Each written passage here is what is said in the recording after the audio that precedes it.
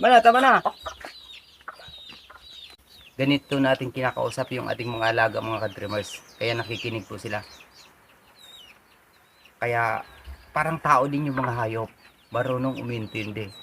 Kailangan lang natin sila kausapin. At bigyan ng sapat na panahon. So nakikinig po sila.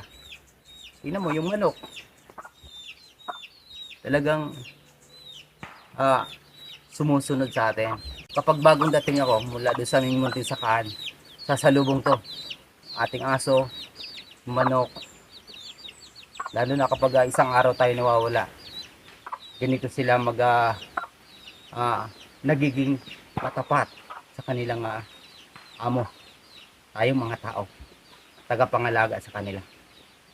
So ito, si Buddy, yung ating alaga. Mula doon to sa sa Barangay Caloocan, sa